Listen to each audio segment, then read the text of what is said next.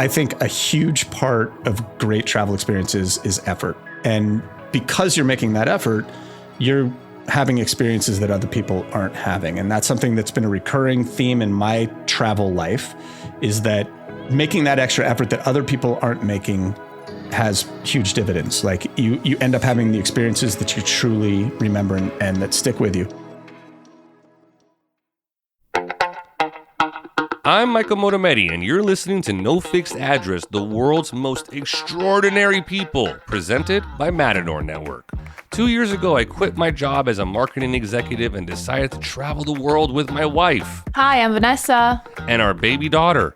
We sold our home, our cars, packed a bunch of clothes into a small suitcase, and now live in a new country every single month. And something I've come to love about living on the road is the people I meet. So I decided to start a podcast. That way you can meet them too.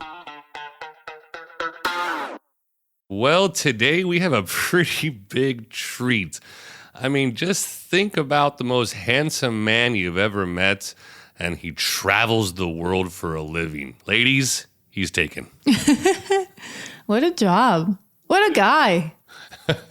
Yeah, Mr. Bruce Wallin. I mean, what a fantastic life he's led. A little different for us. Our first remote podcast with a super world traveler. Honestly, outside of just the first remote, this is our first guest that is actually doing travel for a living. You know, most of our guests are, extreme locals in extreme places doing extreme things. And not to say that Bruce doesn't do extreme things, but, travel is his job. We talk about all types of things, from extreme travel to luxury travel to even a $325,000 trip to find out what success means to you. That was crazy. That opened my eyes to the type of experiences that are out there that aren't even on my radar. It's just, there's a whole nother world of luxury travel out there that we just don't really understand. And honestly, I wish that I could, but, I'm happy where I am as well. I don't know what to tell you. Well, I think you'll hear from Bruce and what I found really enlightening, that it can offer you so many things. You can travel so many different ways, and because you choose one or the other doesn't mean you have to miss out. Yeah, you're so right about that, because when you think about luxury travel, you really think about spas and Four Seasons and Ritz. And what he opened my eyes up to is it's luxury travel. Money can get you anything. So if you want to go super extreme, if you want to go to the depths of the sea, if you want to go to the edge of the world, you can do it. It's amazing, honestly. What was really cool is that with Bruce, I had a lot of similarities. Like, he was traveling with his kids when they were younger. He was traveling quite a bit as well. And we talked about the impact of travel on our kids and the differences that we see in them compared to other children who might not necessarily have the luxury of being able to travel as much as ours did. It was a really interesting conversation, don't you think?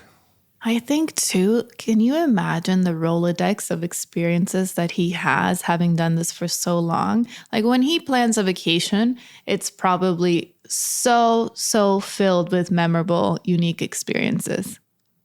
Yeah, I bet he can just call up whoever the heck he wants. He's like, hey, you know what, Mr. Four Seasons in South Africa? I'm going to be coming over there, and I'd like to do a safari as well. I mean, he probably can call up whoever he wants whenever he wants. Lucky kids. Those kids are getting the trips of a lifetime. Honestly. Well, listen, I can't wait for you guys to listen to this conversation, because it's going to... Oh, you know what, actually? I actually forgot. The best thing you're going to get out of this is his tip for traveling. And let me tell you, it's not what you think it is. So Bruce Wallin is an award-winning editor, writer, and producer with over 2 decades of experience in luxury travel media. He's the host of the podcast, Travel That Matters. Listen to that. It's really, really good, where he shares insider knowledge and unique travel experiences. Previously, he spent nearly 15 years as the editorial director at Robb Report. Now he runs Sweetwell Media, creating top-notch content for luxury travel brands. His work has appeared in National Geographic and other high-profile publications, and now he's here with us on No Fixed Address, the world's most extraordinary people. Just so you know, this episode is sponsored by Guide Geek. If you're booking a trip, check out Guide Geek, a new way to plan travel. It's an AI chatbot built on OpenAI, but what's cool is that it's actually curated by human travel experts at Matador Network, the world's largest independent travel publisher. I've been using it for a while now, mostly on WhatsApp, but you can use it on Instagram Messenger too. I often ask for advice on what neighborhoods to stay in when I'm booking accommodations, or you can get a little deeper and ask how Anthony Bourdain would enjoy a specific city. It's amazing. Head to guidegeek.com to try Guide Geek for free and start planning your next trip. That's guidegeek.com to start planning your next trip with your newest AI travel assistant. Bruce, thank you so much for coming on the show. How are you today? Good. Thank you. Thank you for having me, Michael and Vanessa. This is very cool. I'm very excited to be here.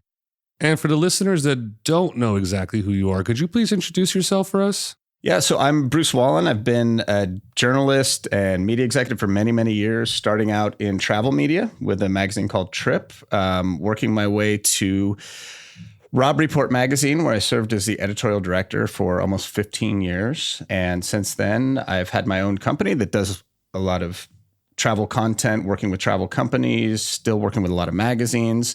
And then I also host the podcast Travel That Matters. Whoa. That's a pedigree right there. It's a lot. It sounds a lot more. It's harder. It is a lot harder to explain what I do now. It used to be easy, but now it's like, well, I don't know. Well, I mean, it seems like it's a lot revolving mostly around travel. Like, is there like a travel experience that you can remember maybe in the early days, the heydays, where it's just like, hey, I have fallen in love with travel and I want to make my life about it? Or did it just kind of just turn into what it is?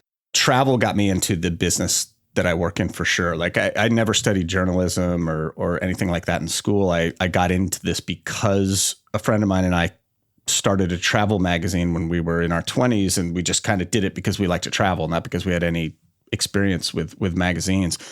You know, I did some of the classic backpacking through Europe after college. I did that, but I think it was a few trips to Central America that really kind of made it clear to me that this is the most important thing to me, right? Wow. Is these types of experiences. I've always loved to travel. It's just been over the last 2.5 years where we've kind of taken it very, very seriously, almost like career-wise.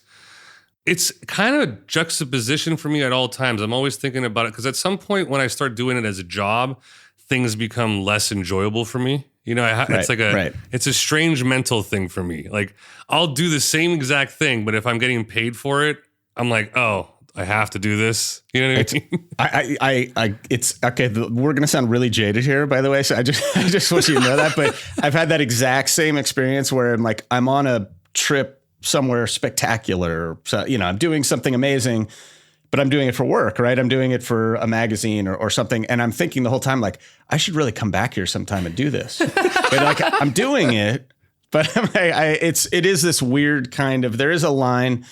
That said, if you're going to give me the choice of being in an office my whole life or getting to do the things that we've got to do, of course, if there's work involved, that's fine. It's still amazing. Oh, right? Yeah, for sure. We have those moments where I'm like, hey, by the way, we're in the middle of a boat and we just saw 300 dolphins pop up out of here. Like, let's be here and enjoy it. Be here and enjoy it. And also let that shape who you are, right? Like that kind of moment, no matter if you're working or not, like that sticks with you. And that is like, okay, these dolphins just changed me, right?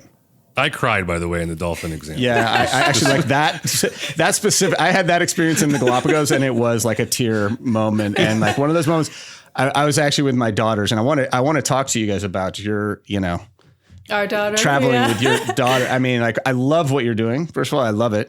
But my daughters were with me in the Galapagos, and it was a moment like that. The hundreds of dolphins jumping and playing with you, and it was just one of those things. Like I felt this, like we need to protect this planet, right? You like, it just is in you more than ever, right? I mean, I always felt that, but it's like more than ever, like I was just moved, and I was just like, I'm so glad that my daughters are here with me witnessing this too, because they can't walk away from an experience like that and not feel a desire to protect nature.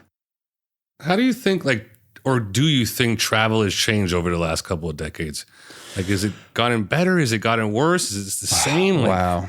I feel like my children, your children are going to miss out on some things that we might have experienced. I mean, for one, honestly, like just the basic, forget about social media and all that for a second, the basic idea that when I really started traveling a lot, not everybody spoke English.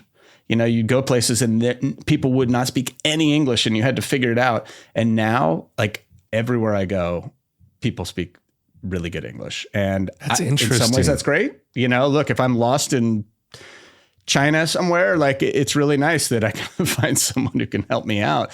But in some ways, I feel like you're missing out on an experience. Well, and also Google Translate. Oh, yeah. Like just being like with AI or whatever it may be, technology, phones, maps, like this sense of security that comes with that thing in your pocket does also eliminate the excitement from a lot of things as well, too. At least I find it, you know?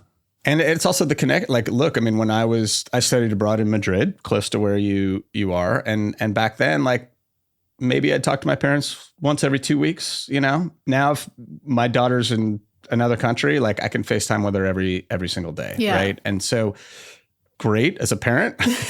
I appreciate that for sure. But it's also like, you know, maybe she's not getting quite as lost as I got to get. Mm-hmm. So I don't know. It's funny you say that. As I moved to Canada when I was like 17 years old for university, and my mom used to have to like write me emails to remind me that I have to call her. You know what I mean? Yeah.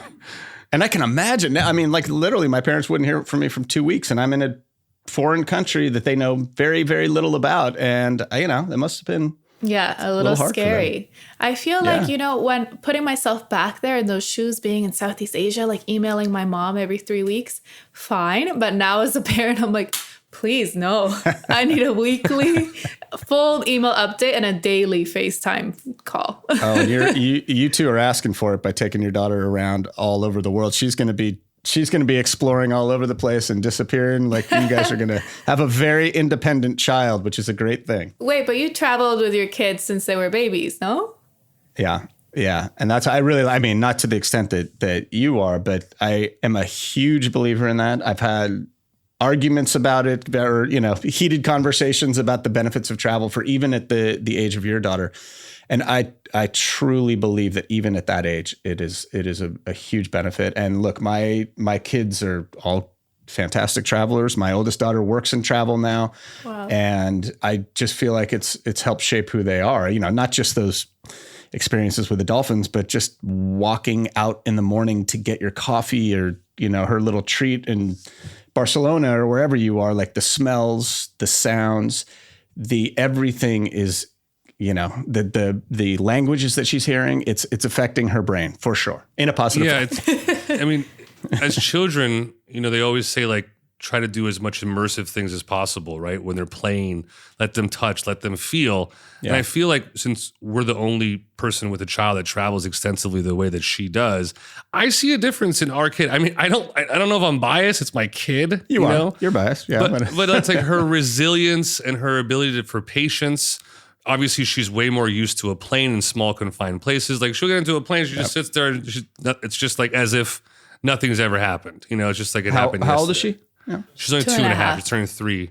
2.5 in September. And how many countries has she been to? I don't know. Oh my God. I don't know. At least 20 I like maybe. That. You can't even.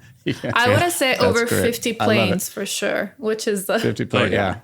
But on like children and youth traveling, like, do you think that people are more or less bougier? You know, and the reason why I ask is because me and my wife talk about this all the time. I'm considered the bougier traveler. Like I didn't do the hostel thing. I didn't do the backpacking thing. Yeah. And she always has these stories of like, she almost died in this hostel in, you know, Australia or in Thailand. And I'm just like, whoa, bro. Like I was staying in a hotel, you know what I mean? Right. Like, what do you think? Where's the trend going for the youth nowadays? So I think I'm in a good position to answer that, because I really have run the full gamut here, where I started out very much as a backpacker, like, $10 a day in Central America or whatever it was.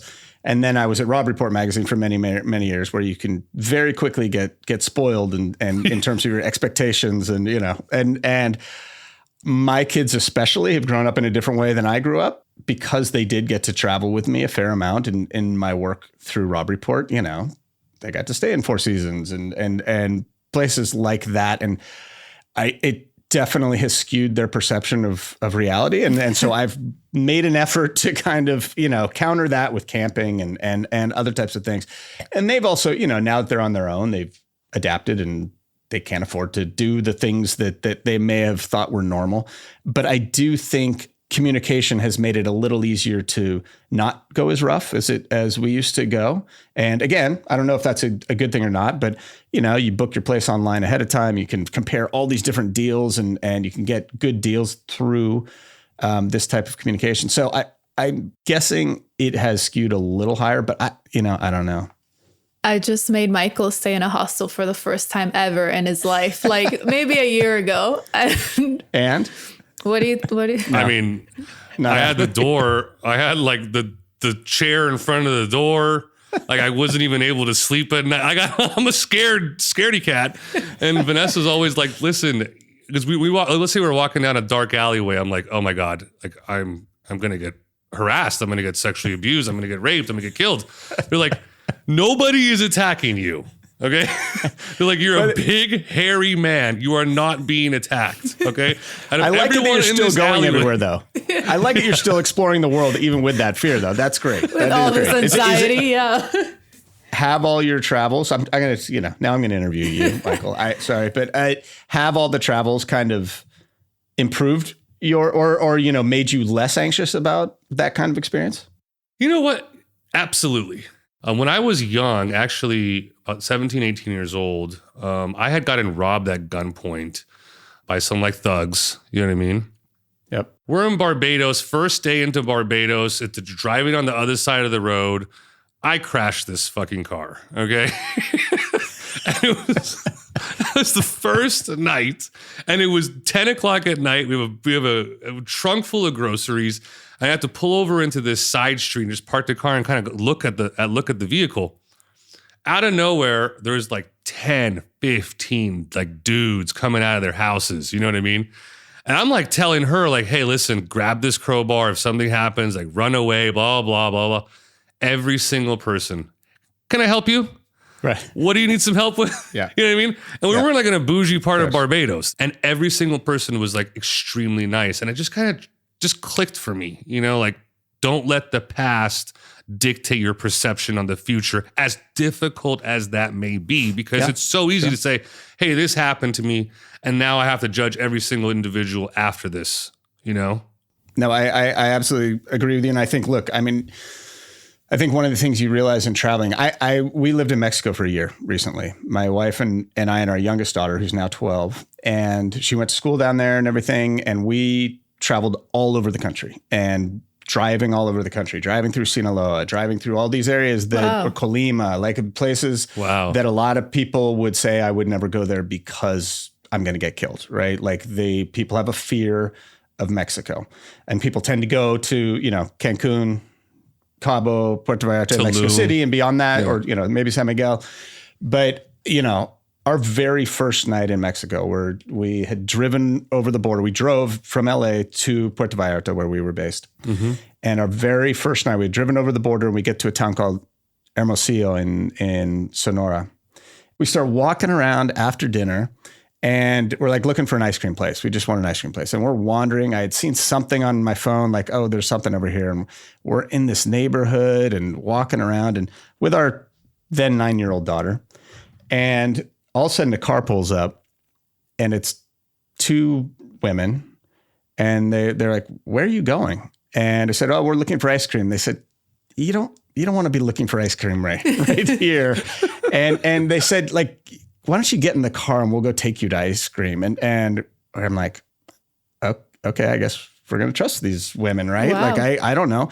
And so we get in their car, And sure enough, they're like, yeah, we live here. We saw you walk by. And so they drive us into town, take us to a Dairy Queen and like send us off on our way. And they were like, it was one of those things like they took what could have been a negative experience and turned it into like they just did something. They didn't have to do that. Jump in their car after they saw us walk by, come pick us up, drive us to the Dairy Queen. And then like, it was just one of those moments like, okay, 99.99% of people in this country are good people and they're working hard like everybody else. And it's like this perception that they're out to get you is just, flawed. And by the way, like that was the closest we came to trouble the entire year that we were in Mexico. That's amazing. And you got some Dairy Queen out of it too. So I guess, yeah, we did get Dairy Queen on a hot night. But it's funny because because we spend such a long period of time in every country, whenever I speak to on a real level, having some beers or grabbing some dinner with folks, I always try to let them know, like,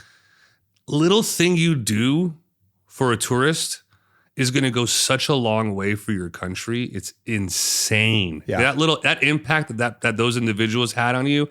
Look where it's ended up on this podcast and how many times have you told this story? I mean, it's huge, right? Yeah. I mean, you said something that was super interesting about people always being scared of Mexico.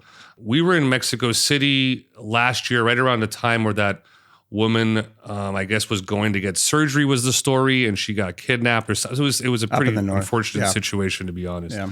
And I think I was in Puerto Vallarta at that time, actually. Okay. Yeah, I remember that. Yeah. Yeah, and we kept getting calls like, are you okay? Are you safe? Blah, blah, blah. When we went to Nicaragua, are you okay? Are you safe? Is everything all right? When we went to Guatemala, is everything all right? Like, please call me every day. Like, freaking out, right? And I'm like, I just send them links on the murder rates in Chicago and in New York and in LA. And I compare it to the city that I'm in. I'm like, when I go to Chicago, start calling me and making sure I'm okay. That's right.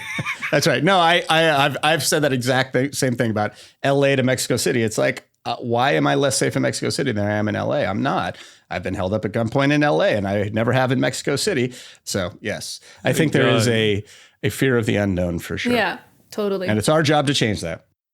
Do you have a favorite destination? Maybe favorites are kind of a catch-all phrase we shouldn't use, but is there somewhere that you would visit over and over and over again? I mean, you kind of said Mexico right now, but is there anywhere else? Yeah, I mean, look, I have to put Mexico in there because I've spent so much time there. I love it there. I've explored all over. That said, like, if I could go anywhere in the world right now, or would I go to Mexico? No, because it is very familiar to me, and it's kind of a repeat destination rather than an explore, something new. I love African safaris. Like I love that experience. And there are several countries in there, Kenya, Botswana, Namibia, where I've had incredible experiences. I would have to say, like, overall, Chile is the country that has kind of blown me away. And cool. That came out of, dude. I know. You like left fielded us right now. It's very different. I love it. That's one of those places. Like, I mean, first of all, Patagonia is to me the most incredible place I've ever been. Cool. I love that type of wilderness and the wildlife there and the hiking and the everything. It's just like the lakes, the streams. It's gorgeous. And I love it's so natural, and the air that you breathe and everything. It's the most incredible place ever. But then Chile's also got like incredible deserts and wine country and cities. And so I really love that country, and I haven't spent as much time there as I would like. And I want to go back for a long time. Yeah, that's one of the places that's definitely on my list. We're going to Colombia because I'm from Colombia very soon. And I just want to like keep going all the way down and check out Patagonia. You do seem to be kind of like a guy who understands luxury travel, to say the least, right? I mean, with the pedigree that you have and what you do now currently and with Rob Report. But, often you think about luxury travel with meticulously planned, like manicured experiences. But like as someone like you that I think seeing your social and stuff like that, like loves extreme stuff and boarding and, like how do you find that balance between, just spa days? That's what people think, at least in my mind, right? When you think about luxury travel, you think spa days, you think Four Seasons, you think, Michelin star restaurants that take way too long, so it's like... I think that's a great question. And here's why. So I do think there is a common misconception about luxury travel is that it's removing you from real, authentic experiences, right? So, again, I came out of the backpacking world. That Trip magazine was all about backpacking on a budget and doing things on a whim and spontaneity and surprise and all those things. And so I love that. I appreciate that. But luxury travel can be that if you want it to be. And it also opens you up to experiences that other forms of travel can't. Let's face it, money gets you access to things that other people don't get to do. And so when you can have a private tour of the Vatican or whatever it is, you're not doing that as a backpacker. You just aren't. Now, are you bumping into that person in the street and then staying at their house and doing, maybe you miss out on some of that. But those types of things can also happen naturally. Those types of things can also happen through connections that you make. Your guide that's taking you to the Vatican is also, you should come over to my house for dinner tonight. And then as long as you're open to those types of experiences, luxury travel can be anything you want it to be. Talk to me about food. Food is the most important thing to me when I travel. It's more important than museums. It's more important than sightseeing. It's more important than the beach. Yep. Food is my love language. I always like to say this, even though it's not an actual love language. I get it. We should add that. I should add that one. Right. That's actually, I think that is my love language, actually, because I show my love by cooking for people. That's how I cook for my family. Exactly. I do by eating. I actually show my love. Nowadays, I show my love by buying people food because I'm so lazy. It's just like, hey, you want to go to dinner? But talk to me about food and travel. Are they hand in hand? Are they part of each other? I would say I'm right there with you. I think the main thing for me, I love wilderness. I love getting out in nature. And so to me, that tends to be the number one driver of my travels is the ability to get out. But absolutely, right there with it is food. I would also bring wine into that category as well. Libations in general. Yeah, just and anything that involves local things that you consume. And I love it. On the podcast, I speak to a lot of chefs. So mainly what we do is talk to chefs about travel because they love travel. I know, Michael, you are a chef, you know it too. I've talked to Daniel Boulud and Marcus Samuelson and Wolfgang Puck and Nancy Silverton, and they all love travel. They all love going places for inspiration. And there's certain destinations that come up again and again and again with these people. And I love talking to them about it because it gives me insights into how they think and how I can kind of approach my food travels as well. For me, it's allowed me to connect to so many people in in an instant too. This food has this strange superpower to me where we could be sitting around all dipping in the same stew or the same goulash or whatever, the lamb that just got cooked or the freaking, the cochinillo, the baby pig that just got roasted. And it's we're all laughing. We have wine, like you said, obviously some wine and some booze. Yeah. And it's we're immediately felt like I've known these people for my entire life, Yeah. Yep. It's just so powerful. I'm thinking of 20 different examples of exactly what you're talking about right there. But that actually, to me though, that power is also that's one of the things that sticks out in your travels, right? I remember that shawarma I had in the Carmel Market in Tel Aviv, right? I remember that taco I had on the street in Puerto Vallarta. You remember specific food items and moments around those items. So, taste is powerful. If you're enjoying No Fixed Address, the world's most extraordinary people, we know you'll enjoy Travel That Matters. This season, Travel That Matters is interviewing master chefs like Wolfgang Puck and Danny Meyer, the founder of Shake Shack. Wolfgang Puck talks about his culinary adventures, including the time he was presented with 120 pounds of camel meat, and delves into how his love for travel has shaped his innovative approach to blending local ingredients with international flavors. Danny Meyer explains how childhood travel experiences shaped his restaurant empire and explores the power of family travel, the culinary scene in New York City, and innovative trends in food. Step into the exclusive world of luxury travel on the podcast Travel That Matters and open the doors to top food, adventure, and experiences. Find Travel That Matters wherever you listen to podcasts. What trends do you see shaping the future of travel? Is it people taking more of these luxurious adventures that you're talking about? Is it AI that like a company like Guide Geek that Matador is part of? Like what's the future of travel? What are these trends? I think it is a lot. People are looking more for new places, right? Which is good and bad. I think a huge part of great travel experiences is effort. So doing what you're doing, living in different countries, moving around with a 2-year-old requires some effort, right? That's not easy. It's not for everybody. And because you're making that effort, you're having experiences that other people aren't having. And that's something that's been a recurring theme in my travel life, is that effort, sometimes, not always, making that extra effort that other people aren't making has huge dividends. Like you end up having the experiences that you truly remember and that stick with you.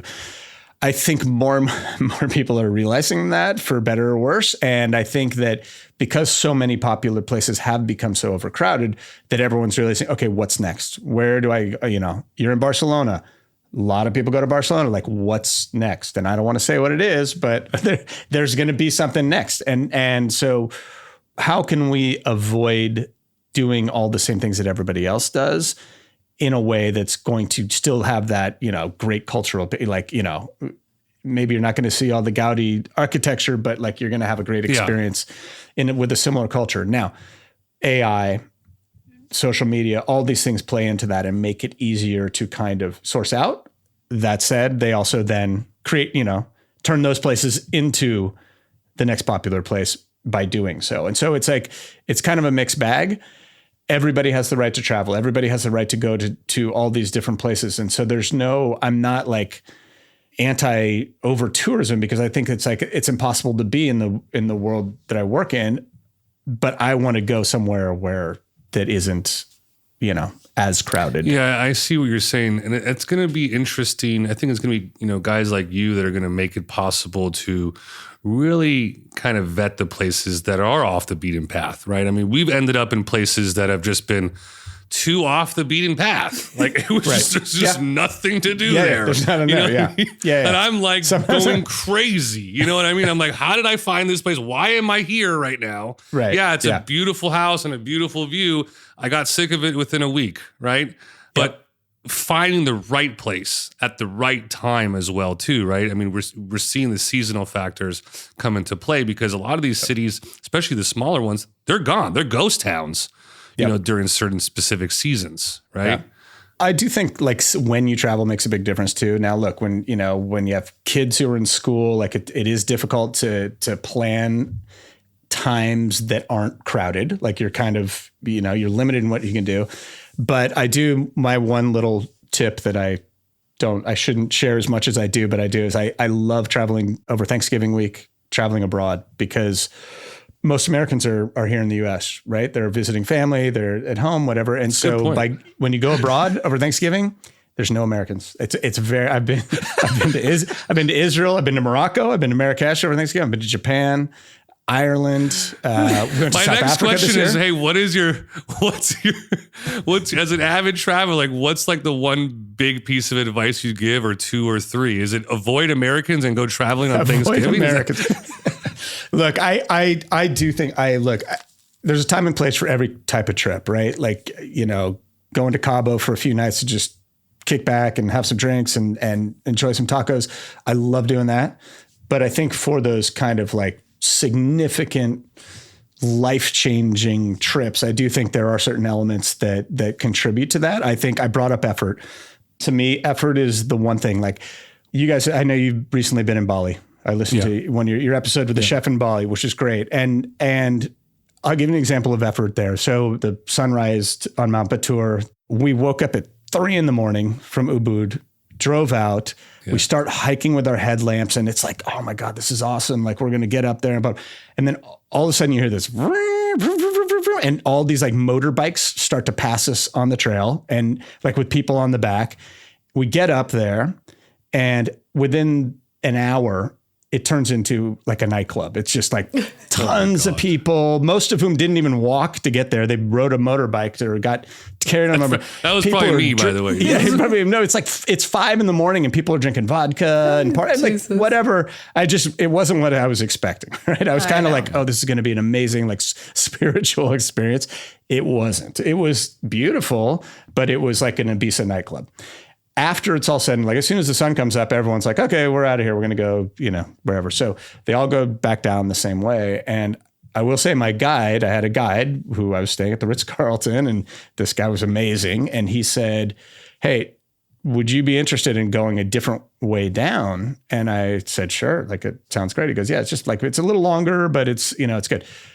Within 5 minutes, we were in this magical wonderland of like hiking along this dragon spine trail with above like misty valleys with nobody there. We just went right instead of left. And it was gorgeous and like this incredible experience. And all we did was do something a little bit different than anybody else was. And we went from having like the, epitome of an over-touristed experience to having this incredible moment that will always stay with me. You're so right about effort, because that's happened to us a lot. It happened to us with the dolphins. That's the only reason we saw that many. Yeah. And we had a similar experience in Masaya volcano in Nicaragua, where our guide, and that's the importance of connection too, connecting with these people. Our guide was like, hey, let's go this way.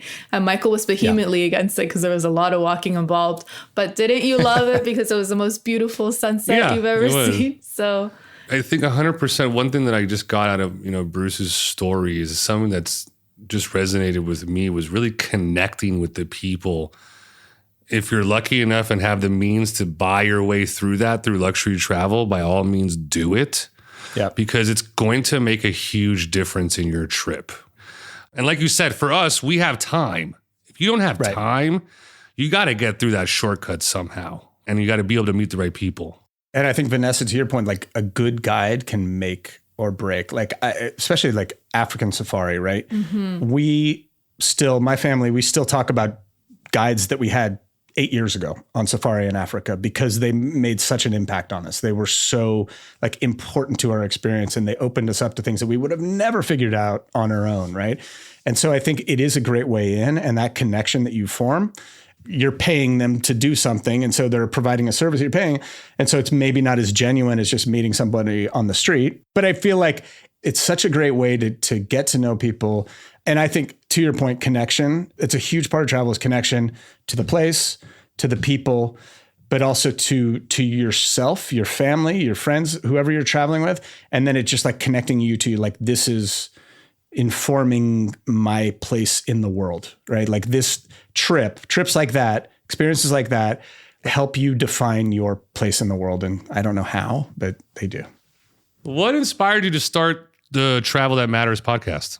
So this was actually the former owners of Rob Report started a podcasting company, and they approached me about, because I had always handled travel for Rob Report magazine over the years, they approached me about hosting a podcast. So we launched it about 3-4 years ago.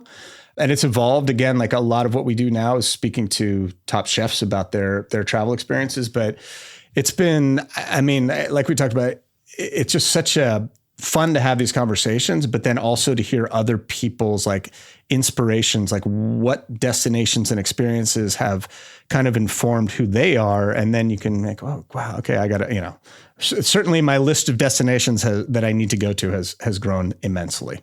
I imagine. Before we conclude, we do like to get into a speed round of questions, only 4 questions. But I do want, before we get to that, I do want to talk to you about what's Bruce's definition of success? And I specifically do want to reference a trip that you made to the Scottish Highlands in 2018. A $325,000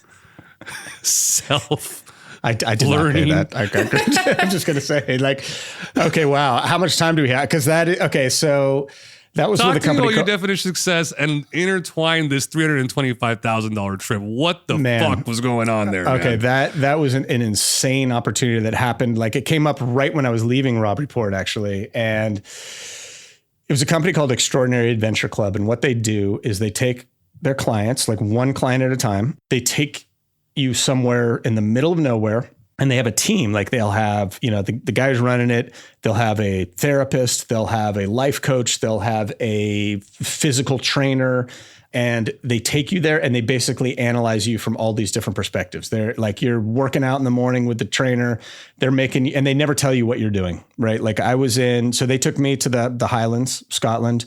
Literally, I had no idea where. I just like had a train ticket from Edinburgh and that was it. Like, that's all I knew.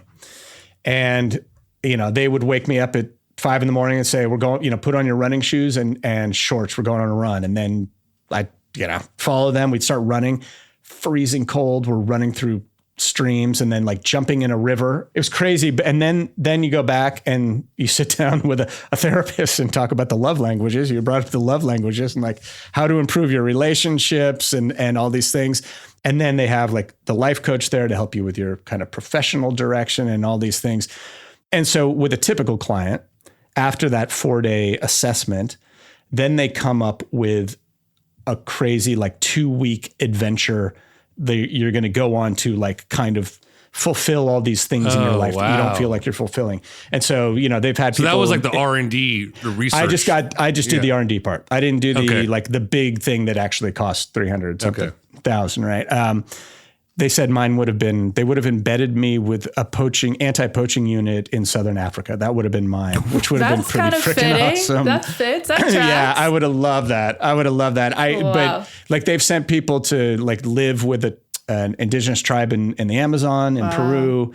Other people like become dog trainers up in Norway for mushing or whatever. Like this sounds like a really great business, by the way. So what did you get out of that? What does success look like to Bruce? To me, success is being able to do all the things that I love to do. And that really was it. Is like, I love to travel. I love having these experiences. I love sharing these experiences with the people that I love.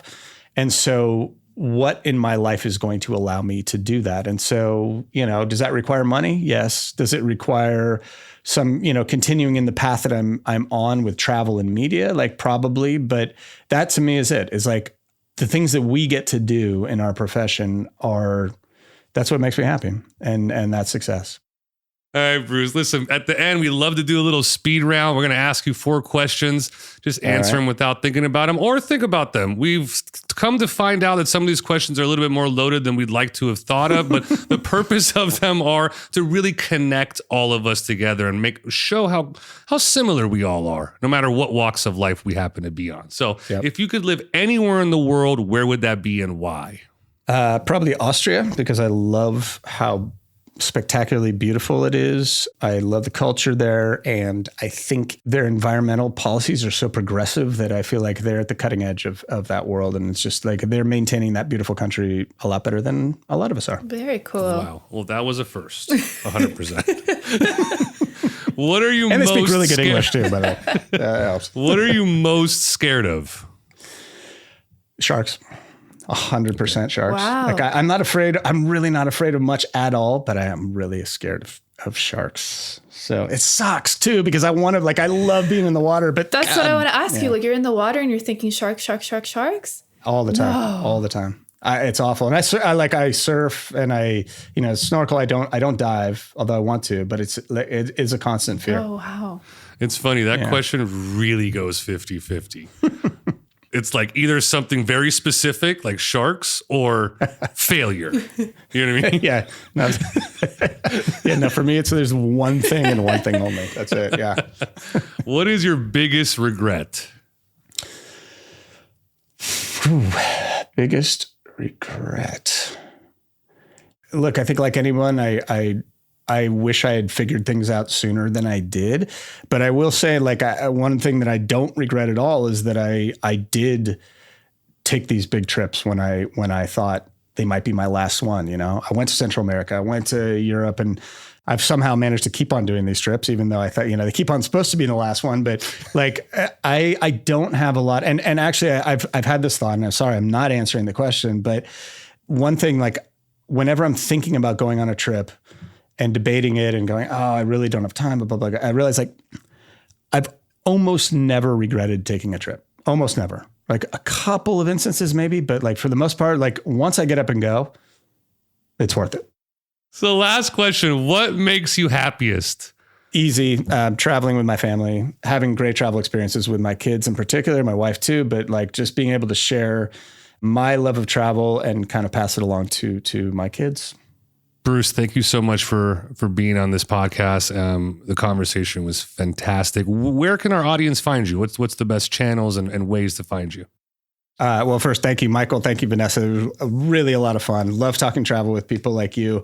Love what you're doing. Like I've said, you can find me on Instagram, Bruce Wallin Travel, and then Travel That Matters is the name of the podcast. So thanks again. Thank you.